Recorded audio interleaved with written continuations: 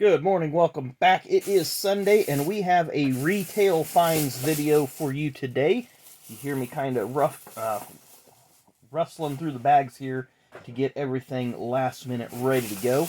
Got some pretty cool items that we've picked up over the last week. Did not go to any flea markets, but we did stop at some Meijer and Walmart and Target and a little bit of everywhere. So I guess we'll start with some NASCAR die casts that we picked up. Some of these I can't remember if I have them or not, but picked them up anyway. One is a Michael McDowell 2023 Wave 6. Like I said, I can't remember if I picked that one up or not, but it's a nice looking car. Of course, he ran on the road course at Indy last year. And the other one is the Noah Gragson, same wave, Wave 6, with the big sandwich there. And rookie stripes on the back. Like I said, I couldn't remember if I picked those ones up. And then a few that I picked up that... Can't remember if I had the Chase Briscoe in the Darlington Throwback Wave or not. If not, now I got two of them. I either got one or two. Really like the Joey Logano. I did have one of these, but thought it would kind of be cool to just have a second one. Maybe use as a trade or something like that. And same with this one, the David Pearson, the Legend, 75th win, 75th anniversary. So, got a couple extras there that I can use if people are looking to acquire. Maybe we can work out a trade, or really don't want to sell just because of the fact that it costs so much to ship. And to me, it wouldn't be worth the time. Do I have any other die casts back here? No, I do not. But last week, Meijer did have a sale on their sports cards. Buy one, get one 40% off. So I did pick up a couple of boxes of Panini Prism Racing. So we'll be getting into those here in the next who knows when, because we got so much yet to go. You also know that I'm working on the Gilligan's Island Funko Pop series, and I'll have to get my checklist made up to see who I need. But I did pick up Eunice Lovey Howell, so that would be the on-screen wife of Thurston Howell III. But I don't ever remember her being called Eunice in the show, just Lovey. But yeah, she was married to, there you go, Thurston Howell III. Need to go through and see which ones that I need. Kind of one of the shows that I watched growing up. Then went to Walmart, and just randomly, they had this hauler.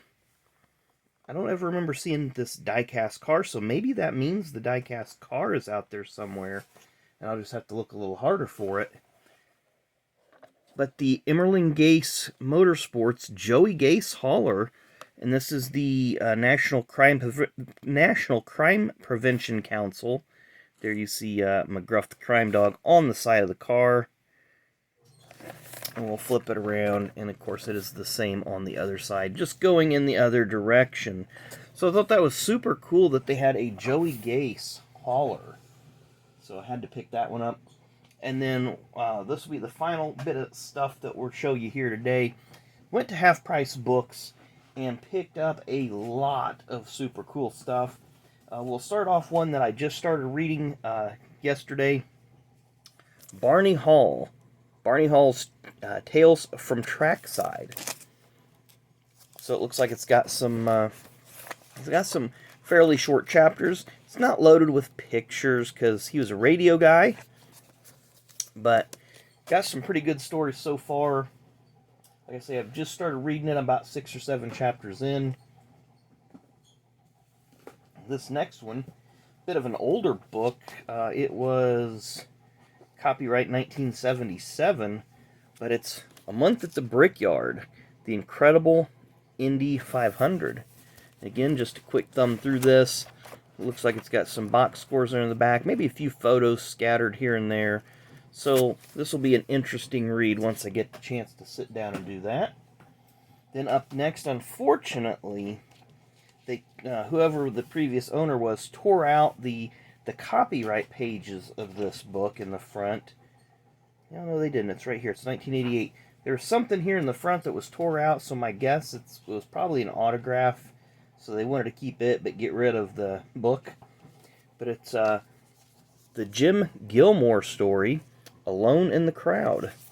And Jim Gilmore, I don't know a lot about Jim Gilmore, other than I know that he owned his IndyCar team there for a while, was a sponsor on his IndyCar team and his NASCAR team there in the early to mid 80s. So I'll get to learn a little bit about Mr. Gilmore. Excited about that. Quick jump over to the world of wrestling. This will be a fun read. Are we there yet? Rules from the never-ending travels of WWE superstars. So this will be a fun little read. I'm sure it's got a lot of road stories, a lot of maybe shenanigans in bars and restaurants and wherever else.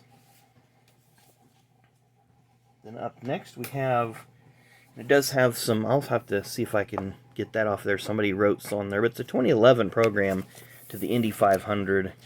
Again, much like every other Indy 500 program, of course it's 100 anniversary of the first race, not the 100th running. So still pretty cool. Got some cool pictures, cool stats, etc., etc. And anytime I can pick this next one up, and we talk about this all the time, if I can pick it up super cheap, I do. But it's another inaugural Brickyard 400 program, and as I was flipping through it, you know, didn't see any autographs yet, but it does have like all the original foldouts, and then there was a postcard, so I was excited about that. So it's a postcard from the 1993 tire test with Jeff, Brett, and Todd Bodine crossing the yard of bricks. So that'll go over in my postcard collection. I think I've already got that postcard. I'm pretty sure I've got it. They did not get the, actually, yes, they did. So they did get the starting lineup for the race day there. So there you see Rick Mast and Dale Earnhardt front row. So the official starting lineup. So that's super cool, because I don't know if I can't remember if mine had that or not. Got a couple more books here left. I may or may not have this one. Collector's Edition hardback, Daytona 500, 50 years of the Great American Race. So lots of photos in this one. Not really any box scores or anything, but you can just go through year by year. You see all the cool photos, little summaries of each race, some highlights, so on and so forth. So there's the first Daytona 500 finish. We all know about that one with Johnny Beauchamp, Lee Petty, and Joe Weatherly. But this book I thought was the coolest out of all of them, and kind of caught me off guard when I seen it. And it's got a copyright of 84, but this printing was in 1994. I'm sure they updated it. It's called History of America's Speedways. It does have a little damage on the dust jacket, but it literally goes through state by state and any racetrack that they ever had. There's a lot of pictures, a lot of information. You know, there we go. We open up to Indiana there. So we'll take you to the Speedrome page here, or the page that the Speedrome's on, because there's obviously the Indianapolis Motor Speedway. It gives you a little bit of history about it. But our track that we go to weekly in the summertime or in the warmer months is right there, Indianapolis Speedrome. So it was constructed between 1941 and 42, then finished there, and it looks like in 44 when the inaugural race ran, when they lifted the ban on racing in World War II. And there's just some more key dates. And then there's Indianapolis Raceway Park, for those of you that may not know much about Indianapolis Raceway Park. But anyway, super cool book. And the photo there on the cover is actually from Jungle Park Speedway, which it was here in Indiana, closed down many, many years ago, and is featured on Dale Jr.'s Lost Speedways. But super cool book. Can't wait to kind of thumb through that. And there may be some, you know, hey, didn't know this track existed. If it's still in existence, let's go check it out. But anyway, thanks again for watching. Just some interesting finds from the past. It's been pretty much the past week. I was wanting to do this video a few days ago, but as we went to a few more stores and picked up a few more items, I was like, nah, let's just go ahead and do the video on Sunday. So tomorrow, of course, we'll have Mailbag Monday. We're still going through that box of cards that I got back in July, Hero cards. So I can't believe that's lasted almost a year. We're about halfway through March now. So we'll probably be wrapping that up, I'm going to say now, by the end of April. Doing the Mailbag Monday thing. And then, I don't know, maybe we'll rip one of those prisms on Tuesday, Wednesday, something. I do want to rip into one of them prisms, see what we can pull out of it. So as always, thanks again for watching. Make sure you hit that like button, hit that subscribe button on your way out. I really, really would appreciate it. And we will see you tomorrow. Enjoy the rest of your Sunday.